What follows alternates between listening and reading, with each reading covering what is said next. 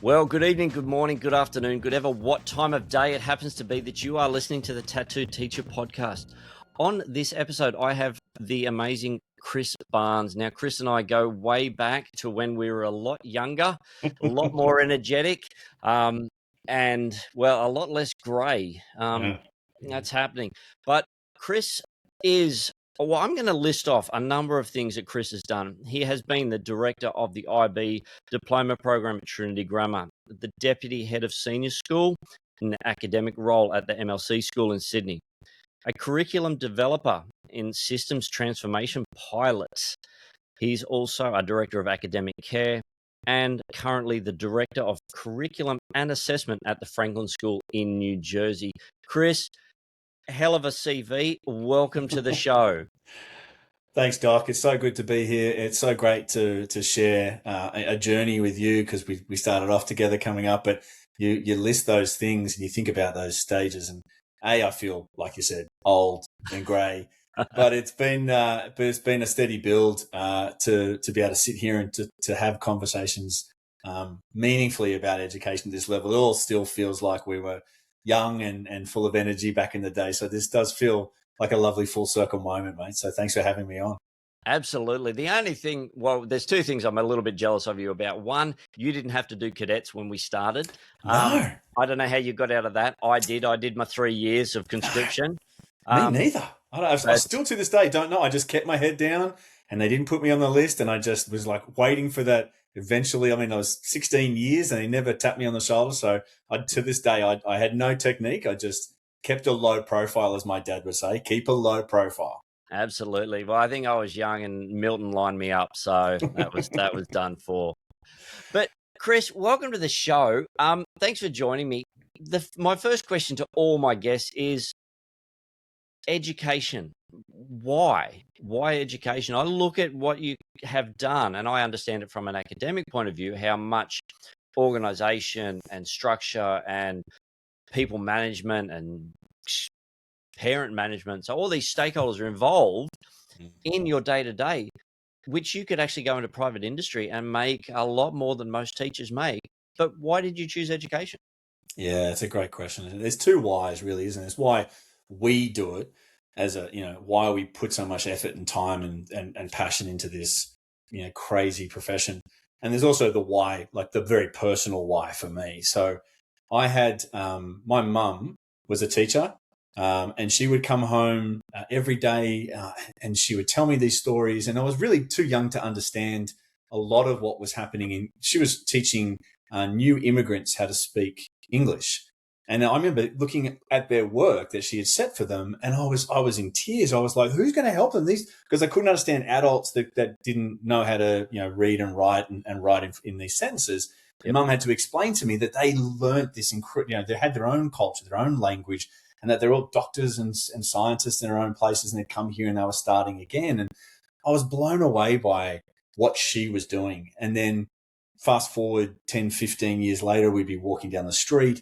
And she would bump into a fully grown adult with two children and they would go, "Mrs. Barnes." And I would go, "How old are you, woman? This is, you've taught someone who now has kids." And they would regale her with her favorite stories of being in my mum's PE lessons and this great embarrassing moment, or this, a time when they were in the musical together.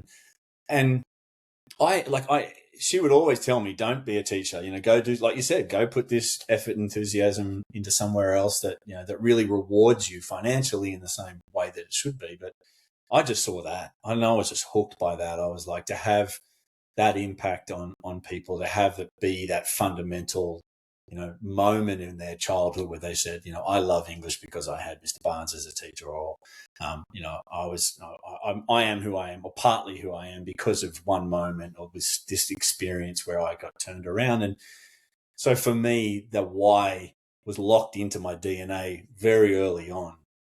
But then I think as I've grown into the profession and had started to be in places, luckily enough, where I can direct curriculum and design amazing assessments with these great practitioners at each of those schools that you listed, the why then kind of really broadens. And it's kind of like, okay, can we do something here that really pivots the whole industry.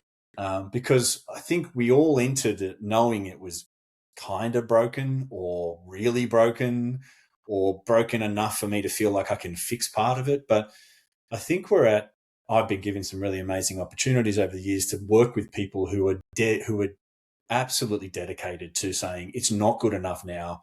I want to shift it. I want to see a change in my lifetime. And if it can have that kind of effect when it's, in essence, a broken system, imagine what it could do when it gets fixed. So the lure of that why, I think sits pretty heavily with me now that I've, grown up through that and seen the impact that individual teachers can have, but also then, designers of systems can have, which is where we're at now, which is the exciting part. Yeah, it's amazing that there's generally one teacher in our life, at least one, who has had a tremendous impact on bringing us either in education or helping us get through education. And for you, by the sounds of it, you are lucky enough to have that person also raise you and instill these things and the reality of, hey, education is tough. Look for something else. It's going to be, but you saw the intrinsic reward. And I think that's what most teachers see. We don't do it for the glory, for the accolades, for the paycheck. We do it because we want to have an impact to help these young people get to their next level of success, whatever that looks like. Yeah. No, I was lucky. I was super lucky. And we try and pass that on to our kids as well. There's an expectation.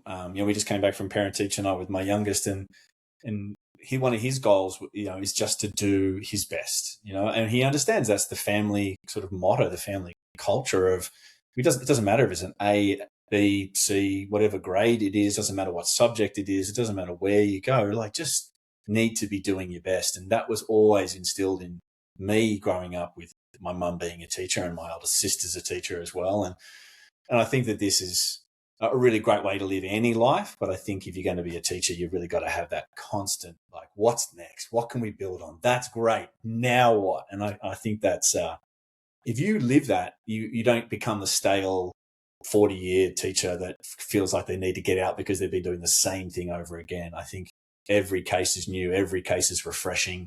And it's always about what next? What can we do now? That's awesome. I love what you did. Now what can we do? And that's a pretty hard thing to not get hooked on, that's for sure.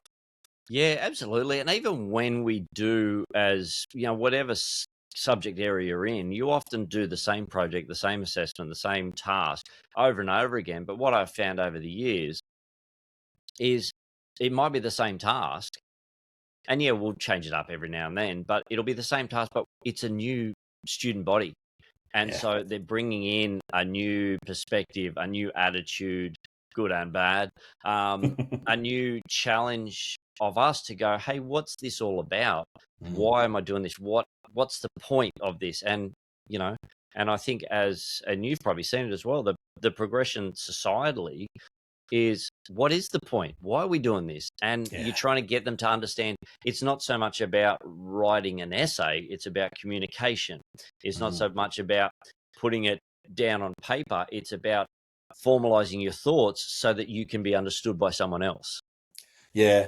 And that was the thing when we set up to build Franklin with transdisciplinary foundations. One of the hardest conversation pieces was exactly like you said, like, what does an English teacher believe an English teacher does?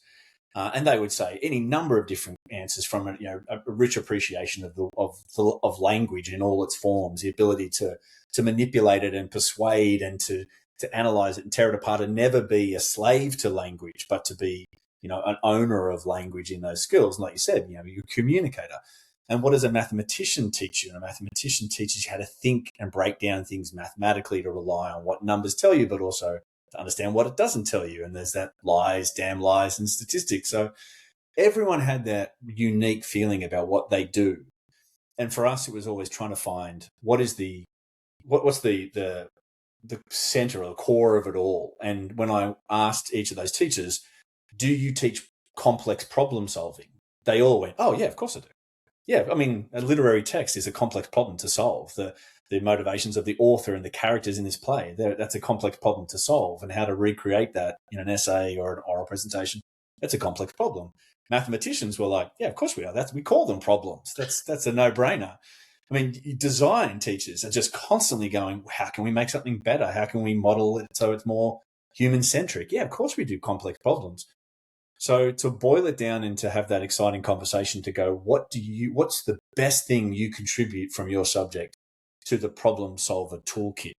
What will they lean on? What will they go, because English taught me this, now that's going to help me solve these really interconnected, really wicked, adaptive problems, which is where I'm at the moment, which is so exciting, and just trying to help curriculum bring that to light, teachers bring that to light, to see themselves as teachers of complex problem solving skills, whether it's English, science, maths, design, psychology, whatever it is. So yeah, that's definitely a changing dynamic. I think, and we've always wanted to break down the barriers, and I think now we're getting more institutions willing to do it, which is really exciting.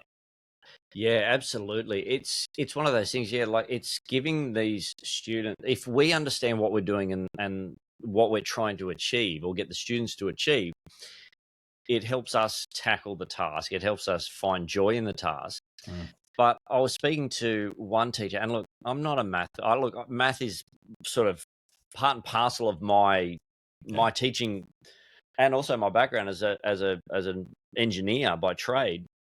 It's complex physics and turning moments and this and that and all sorts of crap, which didn't make any sense whether I was at school. But as soon as I was put into my TAFE course and then into the factory, all of a sudden the lights went. They just come on, and I'm just like, hold on. So it's not just 3 lines on a board now. That triangle is actually going to help me lift this up and move it in a much easier way. Why wasn't that explained to me? Yeah. And I was chatting with a math teacher, and I was like, man, like, I don't get your joy. And he was just, math is so creative. There's so much you can do with it. Like, you look at, and like a lot of people just go, well, no, art, music, design, they're the creative subjects. And he's like, no, math is like, think about what we're trying to solve.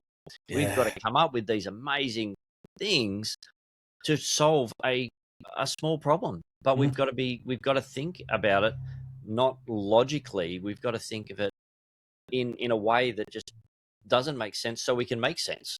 I love that. Yeah. And I remember one of the phrases I learned early on when I was talking to math teachers, a phrase that mathematicians use all the time, especially at high level math, is elegance, right? So we talk about beauty and creativity. They seek elegance, and elegance isn't always just the right answer or the equation that's going to lead you to that right answer. You could feel, like that sort of beautiful mind or Goodwill Hunting, chalk whiteboards, just, miles long, full of math equations. But nothing excites a mathematician as much as being able to boil it down into one line of math, one equation. That's elegance. And for them to describe it as elegance, it supports what you're saying, is there's beauty and creativity in all those subjects. And yeah, it's hard not to get excited talking to pure mathematicians that just absolutely believe that their subject, and we all do this, my subject is the center of the universe. It's convincing them that, that they've got to reach out across the aisle to other subjects and find, the connective points there. That's where it really takes off. I love that. Yeah, I mean, we'll get to it in just a little while with that transdisciplinary stuff. But I mean, over the years that we've heard a whole range of cross-curricular and, team teaching and this and that, and let's curriculum alignment. And we've heard all these things, and these theories of, whilst in theory are fantastic and we should be using them, the practicalities of a school don't allow that for, curriculum, as much as we want it to align. So I can teach my year 7s. We're doing a timber box, whatever it might be. Just so I can teach them about length, width, which then gives height, and then volume. And so, but then all of a sudden, why isn't the math teacher teaching them about volume? And then I'm going, here's the practical side of things. How much volume? But they're going, no, we don't teach volume to term 4, but we've got to do. So it just, the system makes it hard. So with the things that you've seen so far, now you've worked in New South Wales education, IB, and now currently in New York State, I'm assuming. Well, school's in New Jersey. Yeah. Schools in New Jersey. So, Yeah. so you're under, I guess, their authority, because I know, Mm. talking with teachers around, especially in the US, everyone has their own district or their own authority, their own governing Yep. whoever. And so, how do you see some of the same issues across education?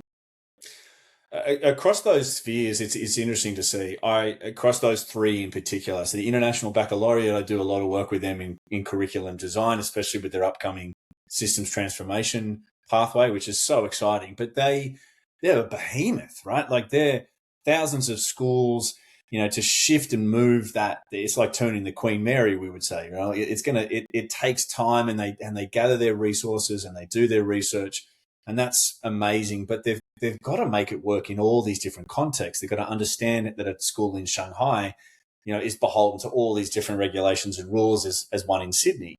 The joy of working in Sydney was the schools that we've been working at, where there was endless resources for us to dive into the projects that we wanted to dive into, but then also held back a lot by tradition, because everything, this had worked. I talked about a broken system. I don't know if a lot of those schools feel that it is, because their reputation's built on being a really successful practitioner within that system. So it's kind of hard to admit, okay, yeah, it is, because there it kind of draws out your foundations. The lure of New Jersey, the lure of Franklin was the blank slate. New Jersey State Board of Education has all the same rules and regulations that, say, NESA does, or that the IB have to deal with. But we just mapped it, and we mapped it. We met and exceeded each of the outcomes as we needed to, but it was the completely blank slate. So as you said, like the system didn't allow it to be that way. I wasn't going into Trinity or MLC or any of the schools I worked with and said, I need you to be something different. We started with, we are doing this differently. It says on the front door, and I point to that front door almost, every day I'm there. It says high school reimagined. I'm like, you walk in the door with that idea. So teachers walk in going, yes, I was a math teacher, but now these guys are going to ask me to be something more. They're going to and hopefully that releases me from the shackles of what the old system has held me back. Like I might not have been able to teach the beauty and elegance in math because I was taught I had to get through this curriculum. And now Franklin is saying, you can bring that, because you've got to find these moments of serendipity where you can work with other departments. So yeah, it was a unique opportunity, and we didn't know it was going to be the best timing for our family or not, but we knew that this was never going to come up again. To be able to have a complete rebuild from scratch and say, okay, this is when you walk in, this is what we expect of you. This is what you're going to do. And some people have found it to be the savior of their career. They were on their way out of education and they were like, I'm so disenchanted. And then they're like, no, this is going to save me from it. And they've had a completely rejuvenated, view on education. And some have, as you'd imagine, want to do it but don't know how. So we've got this great department of professional practice, practitioners and PL time and embedded research within it. And then some who will try it out and go, it's not for me, and they'll move on elsewhere. So 4 years on, we've been through that cycle over and over and over and over till now. It's really quite a refined process. And you'd love it. Like the kids don't know any different. They just think this is high school. They just think every teacher in every school, everywhere else around the world knows everything else that's going on in everyone's classes. That's how it is. And I think you made the point before about not realizing the importance of what you're learning until you're applying it in your job in the real world. So often we just feel like we're planting these seeds and knowing that it's going to take root and grow and fruit in the years to come. But we might not have these big aha moments because the kids are just living and breathing it. It's their ecosystem now. So that's a cool thing to kind of think about. And we won't be until, years to come when we've got alumni coming back and talking about it that, we might see that fruit. But at the moment it's planting seeds and just knowing that it's going to grow something amazing down the line. Yeah, that reimagining of teaching, it's a challenge. It's a huge challenge. As soon as you move out of an environment that you're comfortable with, all of a sudden you're going, what's going on here? Like, my whole, the majority of my career has been in boys' education. And then now then I went into co-ed schools, and then I'm having to deal with all these social dynamics that I'm not used to. I can't raise my voice, or I can't look the wrong way, or, you can't scowl at someone because it's, and then you've got, all those little things that you would know. Mm. But then now going back, so where I'm working now, so I'm working in a school that is entirely for students with ASD plus. So that's the only ones we take in. We're a class size of 10, maximum of 10 students. We've got a teacher's aide or an educational assistant with us every lesson. Mm. And it's been one of the hardest years of my teaching career. And I've been doing this since 2002. Mm. Why? Because I had to reimagine teaching. Yeah. I had my goal, so I had my start point and I have my finish point where I want my students to get. But these students have forced me to reimagine how I communicate, how I cater, how I work within classroom dynamics in a system where sometimes the wind blowing the wrong way a windy day will upset any school, really. Oh, but yeah, it's the absolute bane of any teacher's existence. Wind. It still annoys me, and I don't have any kids. And it's one of those things where I was like, it's taken me a year to get through to go, yeah, I think I can do this now. And it's been that collegiality of going, hey, you can do this. Have you thought about this? Talk to this person this way. And those, as we were talking, I think off just before we started recording, those serendipitous meetings. Yeah. As you walk past someone and they go, how are you? And you go, well, I'm struggling with Joe, Billy, and Sue. Can you give me any? And all of a sudden, then someone else pops in, and someone else, and all of a sudden, you're having this amazing meeting, and you're just finding gold the whole time. And that's what's helped get through. That's what's helped me get through this year. Yeah, I couldn't agree more. I think the reason you and I stayed in touch over the years, and the friends that you make that are colleagues, right? These are people that come and go through your work life. You shouldn't always make such an amazing connection, but I feel like teachers, and I might be wrong, but I feel like teachers make friendships with their colleagues and hold on to them even well beyond when they've left these schools because of that. Because it can be so terrifying to think, okay, what I'm doing here, I need to get it right, because this is this kid's love of learning, or this is this kid's future getting into college. There's a lot riding on it, and to have a family, a culture, a group of colleagues, whether we're talking about jumping into the hallway, having a quick chat about something, just to go, you're right, and I'd do this, and I'd help out here, and can I jump in?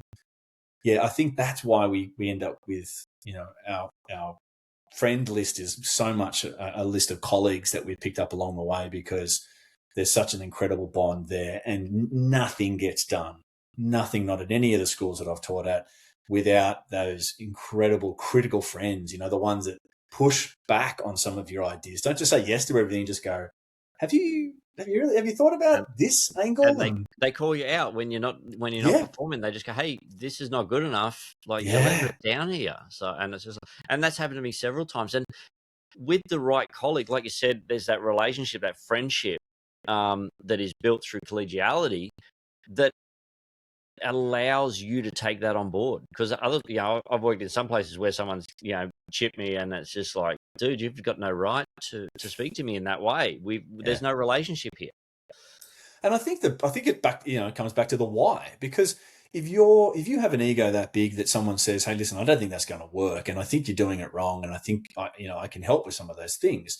If it's a product and you're not making sales targets, or if it's another profession that you're working on where it's not investments in another human's life, I think you can get over it much quicker, because you just go, oh no, I know that's going to be better for that kid.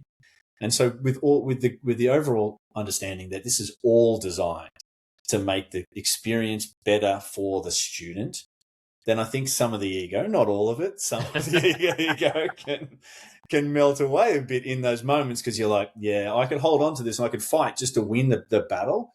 But in the end, I would win the battle, but the kid would lose. So I think that's, I think it's pretty special what we get to do. And I think I've been very lucky to have accumulated so many wonderful colleagues who've now also stayed on and become wonderful friends. So yeah, it's a joy that doesn't end up in your paycheck, but it's certainly one of the perks of being a teacher.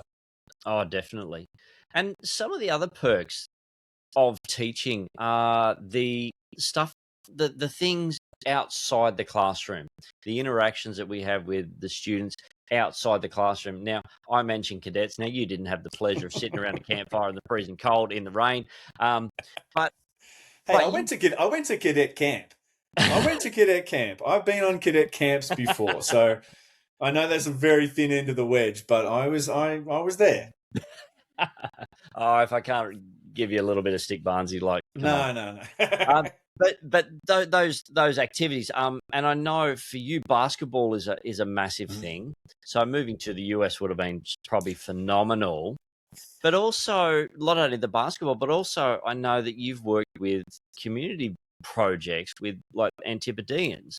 So how did those co-curricular, extracurricular passions, the things that feed you so that you can do your job, how do they help in your role as a teacher? How do they help you in the classroom or with colleagues? Yeah, I mean, there's the most obvious one. I think I'm pretty sure we would all agree that the kids that you coach, you never have a behavior issue with them ever again. They're yours, right? They are going to be your soldiers in the classroom as much as they were on the footy field or on the basketball court. So I think there's a real role for teachers to understand that whilst the co-curricular commitments might feel like a burden at times, they can create completely different relationships that you can then call on forever. They just are rock solid. If the kid, they say it a lot more in America, they call you coach. Yep. That's not just because they don't know your last name. They just, it's a term that comes with a lot of respect. And so that's definitely been part of it. But I think the similarity that you raised with basketball and the work that we've done with Antipodeans, which is, a 3-week leadership program where the kids go off to South America or Southeast Asia and they work with a community in need. They do some really physical, challenging work, but they also then spend time with the families and learn the culture and the stories of each of those people.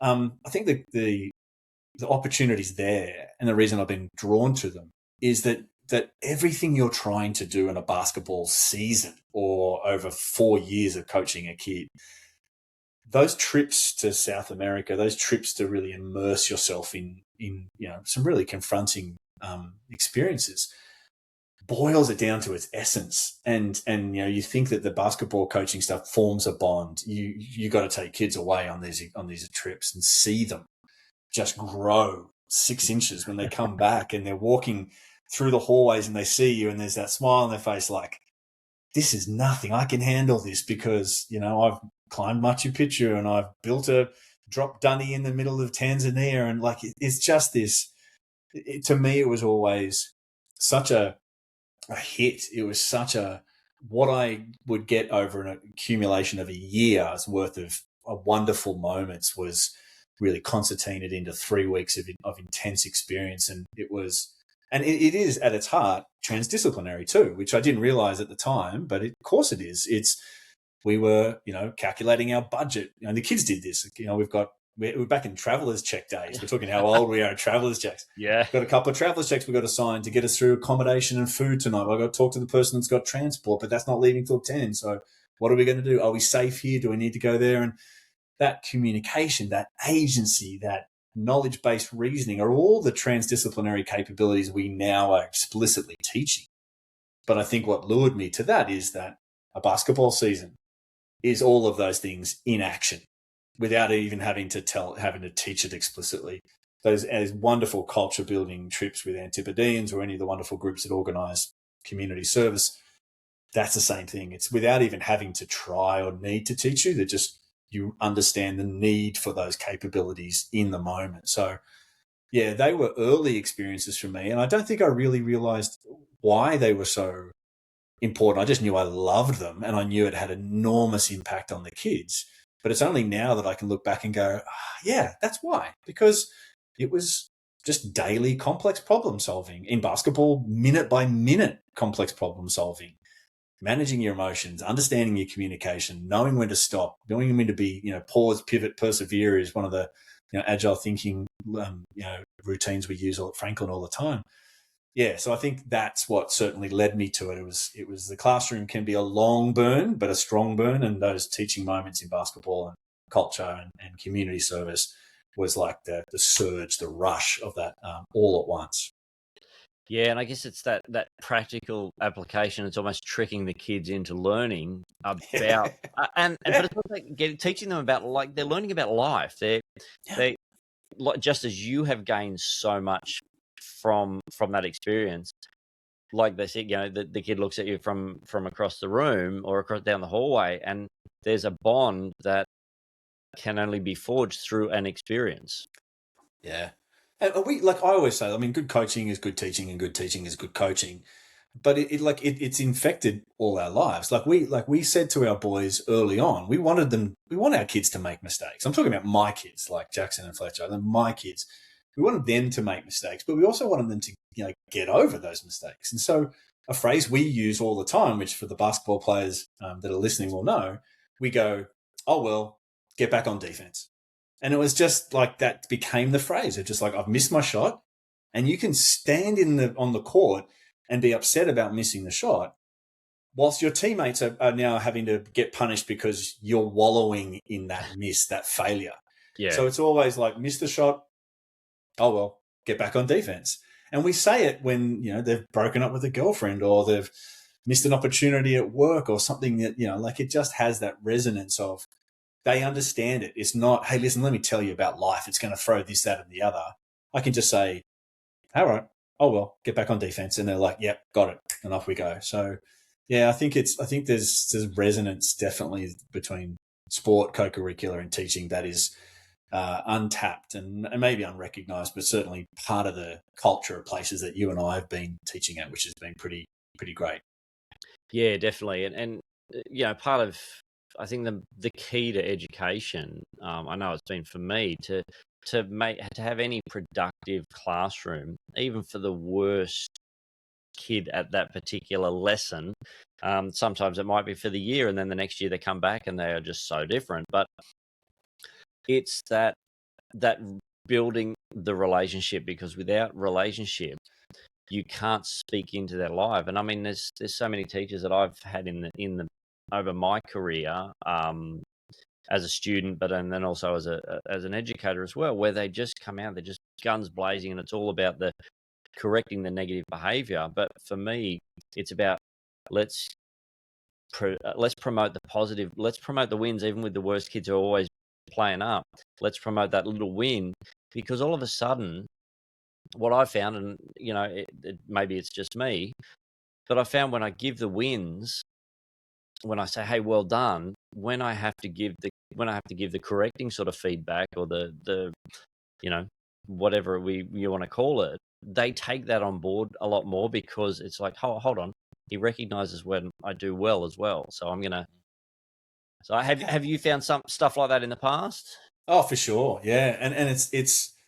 Yeah, I mean, that old General Monash used to say, feed your men on wins, like on victories, as small as they are. That's what's going to fuel them to the next one. And I think that's always stuck with me. But I think it really kind of came crashing home. I do a lot of work with the IB on their extended essays, right? So these 4,000-word passion projects where kids really dive into some amazing area and they pour their heart out. It's a year-long journey.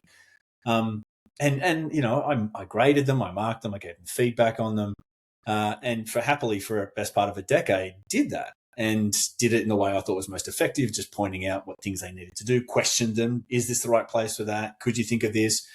And then it wasn't until I returned to study and I started my PhD with UTS, and I got my first feedback from them that I was like, oh, hang on, isn't there anything good in there as well? Like they were commenting all the things that needed to get fixed. And I was like, wow, like when you get presented with all the things you need to get fixed, it can sound like there's nothing good in there. And I had to take a real step back and go, do I do enough of that? Do I make sure that I let them know that what they've produced is great and that my job is just to take it to the next level? And it really made me reflect on how much I need to feed wins and victories to kids, even when I don't think they necessarily do, because I would have gone into that process being pretty confident, and it really knocked the wind out of my sails. So yeah, I think it's so important, so valuable to keep calibrating. Hang on, you are doing so well here. This is a tough task, but let's keep going. What's next? And that's a part of the culture. But I think, yeah, I learned that one probably, not as quickly as I should have. I think I should have appreciated some feedback of my own a little earlier. But hey, you learn at your own pace. Hey, as long as we learn, as long as we're learning and growing. Yeah. So now, when you do that, I guess that you can now take that back into your classroom, and go, hey, this is really great, but you want to make it excellent. Then you do this, or this is really good. Do you want to make it better? And I guess it's all about terminology and phrasing, and given the good, and then allowing to go, hey, this isn't bad. It just needs to be improved. Yeah. Yeah, and it's the care, right? It's the care. If they know that what you're talking about is the care for what they're doing and what they're trying to achieve and what they're trying to communicate, and what they're trying to solve, we spend a lot of time shoulder to shoulder with our kids. Like a number of times I've said to the kids, I don't know, but let's check it out. Let's find out. And I think that's a real shift that I've noticed, is that in the early days, the idea of a teacher being the font of all knowledge, like, oh, wow, these teachers that know everything. They know all the answers. That used to be the thing. You used to look at these amazing teachers in the history departments that I worked in at Shaw and at Trinity, and they knew everything, and they knew all these facts. And now to see the teachers who are now being encouraged to go, I don't know. Actually, let's go ask Mr. Murdoch. I think he might know. And you're on the journey with them. That is such a powerful role to play. And if you like it, you're in for an interesting ride for the next wave of education, because if you lean into that and go, my value is not in being the font of all knowledge. It's in my willingness to be part of this journey and to guide them. We talk about being a catalyst and a navigator. I can start you off on a great journey, and then I can nudge you left and right, east and west if I think we're going off track. But mate, you're in the driver's seat. Like, this is your thing, and I can't wait to see where you go with it. I think if that's the role, then I think the navigation, the nudging is seen in the light of, oh yeah, we're on the journey together. We're going someplace together, and you're just trying to help us get there, rather than standing in the way, blocking you, going, here's the A over here, and you're down here in the B, and I'm holding you back in that space. I think that's a different feel now. And I certainly love that role. It's a great one. Yeah, I think 100%. Like, there's nothing better than seeing the look on a kid's face when they ask you a question. You go, I don't know, let's find out. Yeah. And they're like, what? Yeah. But what do you mean you don't know? Yeah. What do you think? and like you said, let's go on this journey together. Yeah. Of learning, of discovery, because who knows where it will end up? Who knows what spark it will ignite? You could be learning about English, you could be learning about history, and all of a sudden you've gone from English to history to geography, and then these firecrackers are going off, and you can see them in your students' eyes when it happens. Yeah. Which is absolutely, it's a joy that I think only teachers can understand. So, oh, for sure. But in that, we're talking a lot about students. We've talked about the friendships that we've made with our colleagues, but a lot of your roles recently have had the title director in charge, which means you have to actually lead your sometimes colleagues who were or friends, and then all of a sudden you've gone, hey, I'm in this position now, and you've got to do this, or you've got to look into learning, and you're doing a really good job. But so how was that transition? Was it a difficult transition? Did you really have to look into yourself to make sure that you were doing the best by, as we love to call it now in education, all your stakeholders? Yeah. Yeah, look, it's by far the hardest part of any of this. I mean, the systems, the structures, the schedules, the lessons, the timetables, they could be built, right? You sitting there with a spreadsheet and making it happen and slotting in the time and the resources that you have. We talked about what an incredible advantage it is to have an amazing team with you. And we do. We have just the most incredible team, our director of professional practice, our three leads that run these three distinct, areas of the school, right down to the teachers delivering it on the low, but also, the support from above, our head of school, Will Campbell. But it's that challenge is the number one challenge. And I find myself finding these moments of sort of parallel journeying. So I will teach the kids about complex problem solvers, and we'll be doing something like understanding like stakeholders. We do stakeholder mapping. Yeah. First thing we do every time we come to a problem, who's important, who's interested, how do we motivate them, how do we move them, and so on. And if we come across someone in our stakeholder map that we know has no interest in moving the status quo, or is going to be in opposition to whatever you're going on, I don't teach my kids, just get angry at them and, and tell them they're wrong and kick them out the door. As much as sometimes, there's that challenging emotional conversation that you'll have as a leader where you'll just go, I'm right, you're wrong, I just want to move on. I keep thinking to myself, what would I teach my kids to do? I wouldn't teach them to say that, or if they felt that, how would they process that?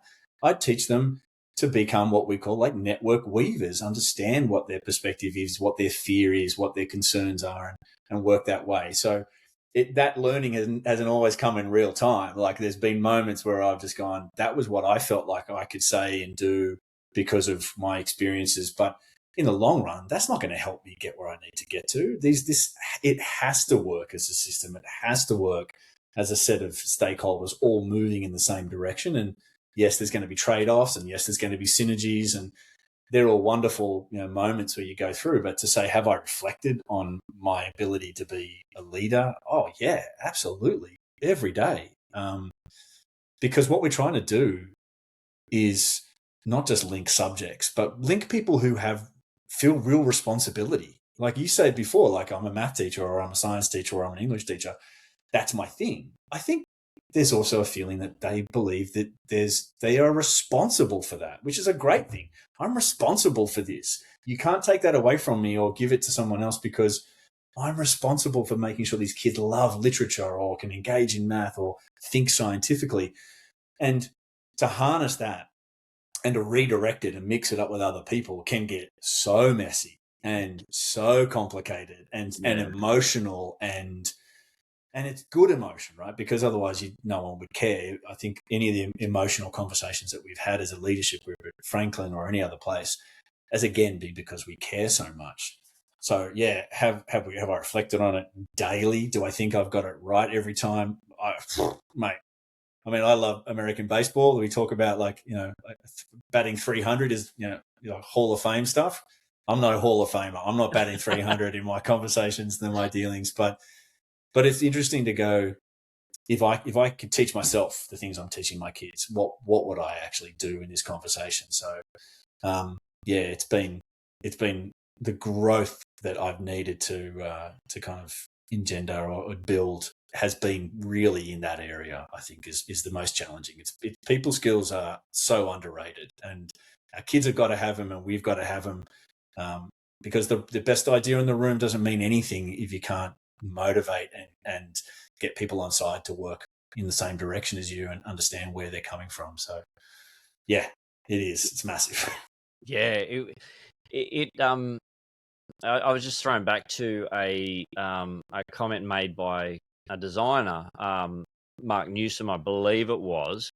Like he would design anything, from cars to watches to his famous Lockheed Lounge and all these things that he's done. But one thing he said in an interview, and I tried to bring it into what I do as an educator, is he goes, designers should just design. Doesn't matter what, they should just be able to design.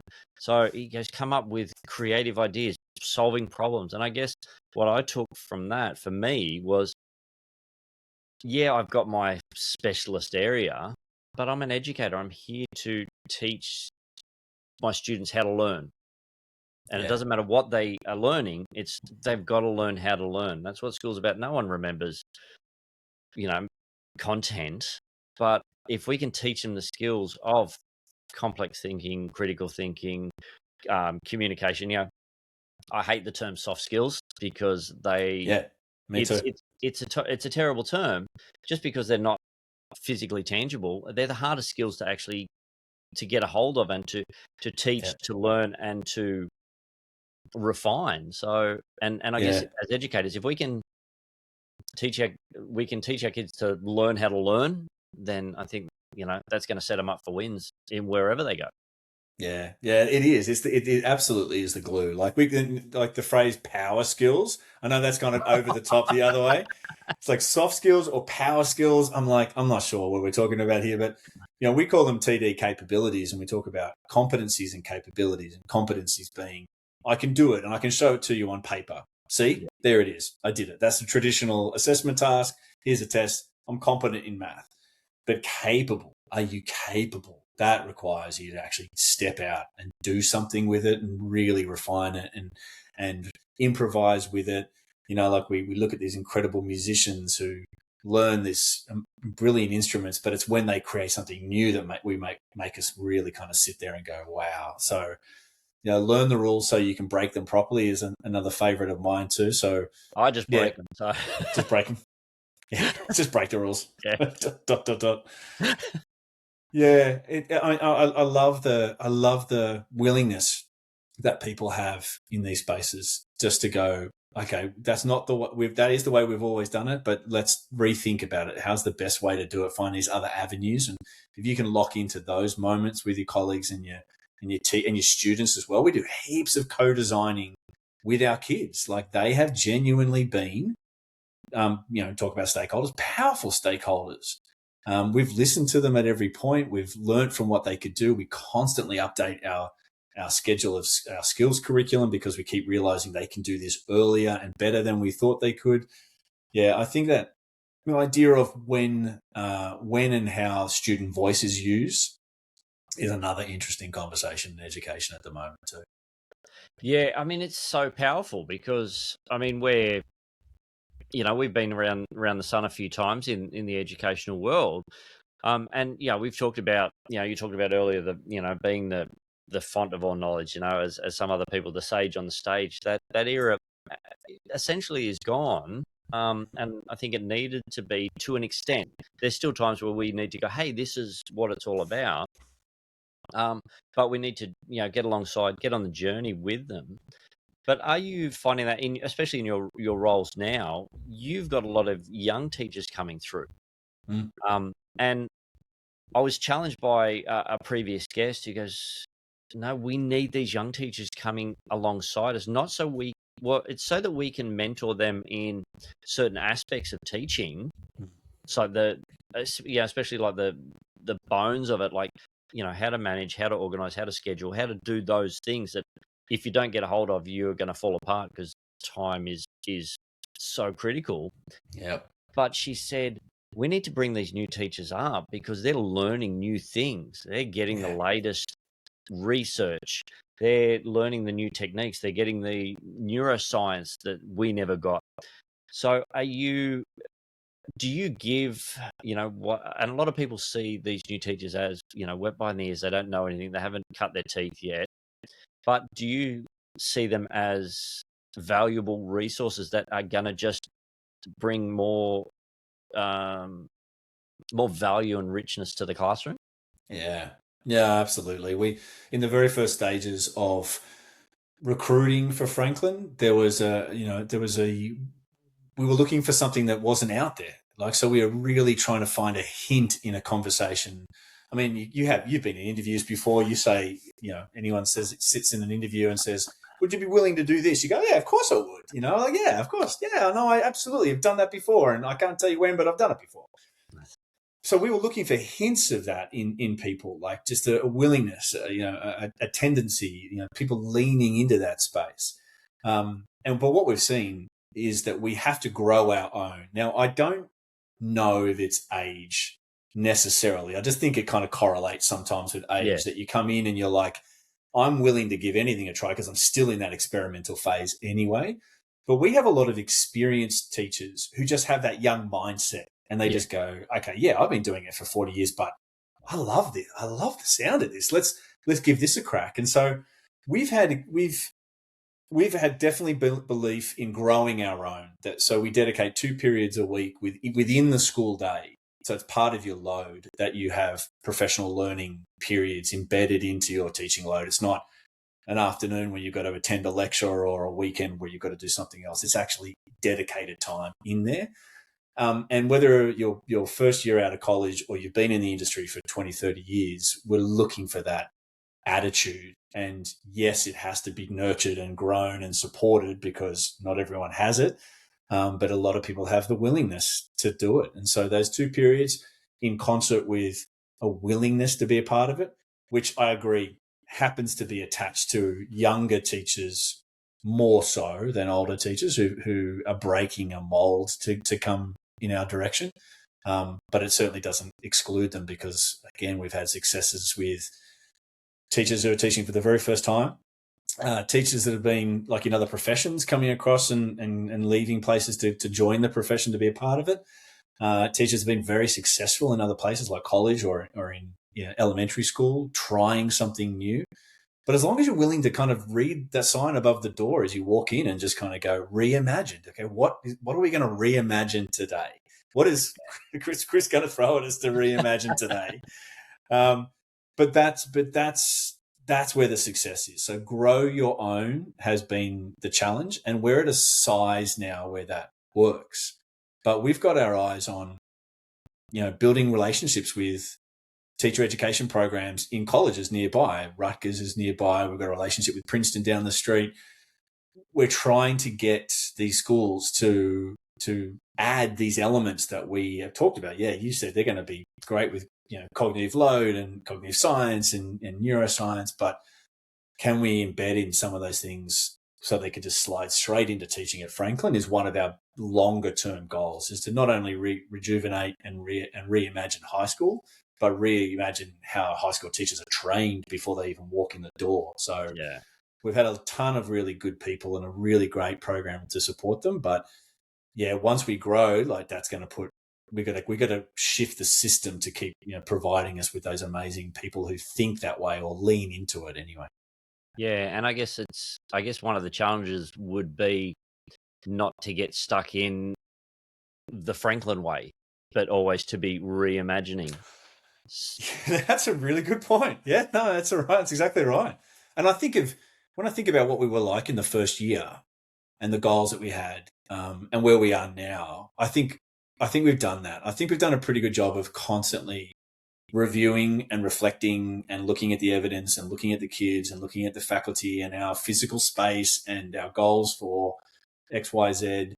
And I love that. Like, that's been part of what's so alluring about it, is it's like Will and I always say, if it ain't broke, fix it anyway. Like, there's got to be some space that we can make it, better and better and better. And, it's hard. Like, it's exhausting work. We often say we're building the plane while we're flying it. So I told you all our faculty are on spring break at the moment, and I'm sure they are absolutely exhausted from a really, engaging but tough task to kind of constantly think and rebuild these things. So yeah, we ask a lot and we get an incredible response, but the growth of it has to succeed. We will wither and die if it's just us on the vine. I think innovation needs obviously to extend both down and up in age to be able to have that avenue for our kids to be supported, and part of that is absolutely teacher education.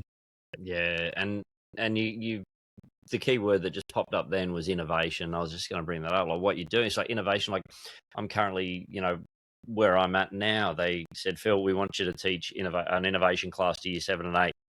I said, what does that look like? What do you want me to? No, you just got to teach an innovation class to year 7 and 8. I was like, thanks, appreciate it. Okay. And so I've spent, one lesson a week for this term, just talking about what innovation is and showing them and doing some creative thinking exercises and breaking rules within the classroom. Now, the kids that we have, they love rules. They want structure. They want to know the box that I live in, but also with their challenges as you know that they have, I guess, against traditional schooling. Some of the stuff they come up with, like the way their minds are able to just think, and the questions that they ask me, I'm just like, holy hell, stop asking me questions. And then we'll put on an episode of Shark Tank, and they're going, but why would you do that? That's rubbish. If you had done it this way, who actually wants that product now? And so we discuss all these things, and so, my first question is every time I walk into the classroom, like with the innovations. So what's innovation? Oh, it's this. How is that different to invention? Well, invention's old. Innovation is making the invention better. And so we're focusing on how do we make whatever we have better? Is it a better product? Does it help us live a better life? Does it help us? So it's just that idea of making our life, your life, their life, the product just better, improving on, and whatever that looks like. So I'm still building. I got no idea where this year's going to go with this, but we're having fun. So, and that's the freedom too. That if you can get a structure, a loose structure around what you're trying to do, and then you have the freedom to be able to deliver it in any direction that you see fit. Gee, I mean, we've got to loosen so many things. Like I think about. We used to spend hours looking at how many hours does math get to teach and how many hours does science get to teach. And we'd calculate all the hours, make sure you got the 240 hours for HL subjects in the IB. And we'd always be counting hours. And we've got to loosen up a little bit on some of these things and go, okay, maybe we don't need to teach, 5 periods a week of this if we're smart about opening up some areas and questioning, could we get away with 3? And not water down the experience, but open up some areas where we could allow for emergence. Yeah. And I think for me, that's been the most challenging and interesting part of being the director of curriculum at Franklin is that we could fill the time up, no problem at all. But the times where we have seen the most growth, the most innovation, the most creative thinkers, and the ownership on the kids' part and the faculty's part, is when we've opened it up and loosened it up and said, maybe we don't need this same structure every time. Let's think about a really different way. And what we do this thing now where we shut down normal classes for 3 weeks throughout the year. We call them transdisciplinary weeks. No normal classes, no bells. Kids are working on what you're identifying: problem finding, problem framing, problem solving. And we give them beautiful, big, broad topics. Like the first time was indigeneity. What are the challenges and what can we learn from Indigenous ways of knowledge? And the second one, it was power, politics, and policy. And kids can take it in any different direction they want. And they've basically got the run of the school. They say, well, our group wants to create a product. We actually want to, create a prototype. So we're going to book time in the Fab Lab, and we're going to ask the teachers that run a wonderful design course, can we get alongside of you and can we show you this? Whereas another group are going to take it from a policy perspective. They want to talk to the history teachers and the politics teachers and say, how would this work? And could we, prototype this and practice this? And so by loosening up this idea that you're not teaching anything that week that resembles a normal school day. Yeah. It creates just this amazing emergence where we're going, I hadn't even thought that was possible. These kids are coming up with the most amazing problem statements and their solutions, whilst, maybe they're not all going to get, change the world in that short period of time. That the thinking is there, and they're always going to be they're going to be that adult that goes, I think we can do that better. And I just think that that's what you want wherever they are. That makes a good employee, a good partner, a good dad, mum, son, is just to kind of go, yeah, this is good. But I could do this better. How could I do this better? And it's always thinking of the other person, which I think is, part and parcel of what we teach when we teach innovation and problem solving. Absolutely. Empathy. Oh. Yeah. If you could get them to understand that, I think if we get some of the powers that be to understand that, I think the world would be a better place. That's for sure. Oh, yeah. You couldn't, could you? No, you couldn't for a second think that that's even a thought in their mind when they do the things they do. And yeah, that's the goal. Yeah. But we have the joy and the privilege of instilling in these young men and women who are going to be the next politicians, the lawyers, the leaders, the decision makers. If we can give them that spark, then the world is going to look bright. That's for sure. Yeah. Yeah. Let's hope. Absolutely, that's all we can do. That's all we can do. Now, Chris, I do value your time, and we could probably talk for a lot longer. But it's a school night. You're on spring break, so Spring break. you're pretty lucky.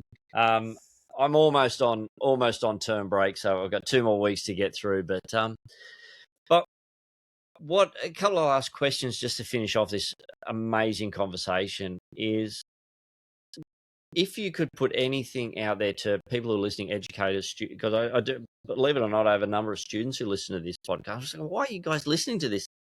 Because teachers are interesting. Like, we're finding all this stuff out that no one actually tells us. So it's like, well, that's pretty cool. So That's great. Yeah.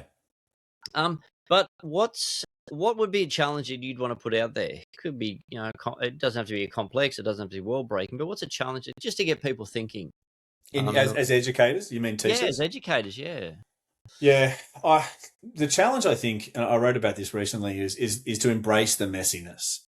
I think it's where all the good stuff happens. I think if you've got a mindset that this isn't going to work perfectly the first time, and that if we keep having those iterative processes that design thinking teaches us, and that we understand feedback and review and reflection, that it has momentum, I harken back to a basketball analogy. I would say to my kids, I'm going to teach you a new drill today. It's a passing drill.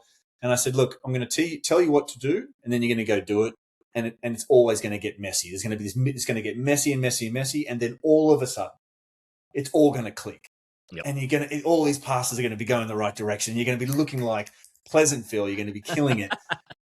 But then I said, I'll warn you, is that it will get messy again, because you'll be complacent, or you'll want to do it faster, or you want to be silly with it, or you want to do something with it, and it's going to get messy again. And I just tell them straight up, don't worry about it. Like, that's the good stuff. The messiness is going to be the good stuff. And I've got to tell myself occasionally as well, too, because it's a hard thing to learn. But if you're willing to embrace the messiness of innovation, the misses as much as the hits, there are enough really, really good people with power and influence and opportunities out there who are willing to get behind people who can embrace the messiness and are willing to take a good shot here. And I think what I feel like is, over the last 5 years in education in different places around the world, that there's a groundswell. These institutions are really understanding what we can be doing, and that it doesn't need to look neat and tidy and packed up in a bow. It can be a little messy, and that's what I'm looking forward to. So embrace the messiness is the challenge. Excellent. I love it. I love it. Another question is, now look, we've known each other for years now. I've been following your journey over your professional journey. We had the opportunity to work together, which was fantastic. But if people wanted to get in contact with you, learn about what you're doing at the Franklin School, about some of the ways you're working through things. We stay connected through LinkedIn predominantly, but what would be a good way to connect with you? I definitely, if you've realized now that we're pushing into the 90th minute of this conversation, I've been lucky enough to have, I love chatting with people. I love getting them on a video chat like this. And I, over the last 6 months, have had chats with an amazing educator in Wales, and one in Ireland, and one in Singapore. And I think it's only ever kind of just started from a LinkedIn chat going, oh, wow, those kids are doing that thing at your school. I'd love to learn more. We want to do something about it. I always want to sit and talk to someone about that. I think, I could send you my syllabus, or I could send you examples from the website, or I don't think that does it anywhere near as well as sitting and having a chat. And it always ends up being a second chat and a third chat. And from those 5 or 6 conversations that I have every couple of months, there is, again, like a really strong connection that gets forged. And who knows where you're going to be in 6 months' time, like Exactly. I could be traveling through your state, your country, your city, like that's, and dropping in and running workshops or chatting with you, or you coming to us. We always got an open door policy at Franklin. If you make your way over to the Hudson River, it's a good view over the Hudson to the city, and it's a pretty nice space to do some learning. We will always have our door open to anyone that wants to come and learn. And I know it's not like, again, we haven't perfected it. It's not what we are about. We would love to hear as many different voices as we can. So yeah, flick me an email or a message on LinkedIn, and I'd love to bend your ear and have a chat. That would be wonderful. Brilliant. Well, I'll put your LinkedIn profile in the show notes for everyone to connect with you that way. Sounds good. And now, finally, last but certainly not least, it wouldn't be the Tattoo Teacher podcast if I didn't ask you, Mr. Barnes, do you have any tattoos? Yes, I do. Yes, I do. Which I thought was a prerequisite for coming on the show, actually. So I knew that was the case. And mine are very much educationally based. And one of the first ones I ever got, I started off being an ancient history teacher, and I got a Spartan shield tattooed. It's not the entirety of my back; it's that big. But that was the first moment of, like, I used to teach about the Peloponnesian War and Sparta and Athens, and the shield was so symbolic because it protected the guy, the soldier next to you, and it was the first thing you threw away if you ran away from battle. So it became this symbol of protecting others and not giving up on yourself. And so that was my first one. I lived in Peru for a while, so I've got some tattoos of the Nazca lines, because that just represented to me not only that sort of those wonderful cultures there, but the mystery of, like, not knowing everything. We don't know how the Nazca lines were formed. As much as we think we do, the theories are still abound, and I kind of love that mystery that's still out there. I've got a couple of very personal ones, like my father's signature and my mother's name as well. It was good to have Dad's signature here so I could forge any notes that I needed as well. But the other educational ones too very much represent my love of Indigenous culture in Australia, and the experience of being connected to America and to New York in that way. So yeah, they're very connected with education, very connected with the idea of place and of family. So yeah, that's been a journey as well. That's for sure.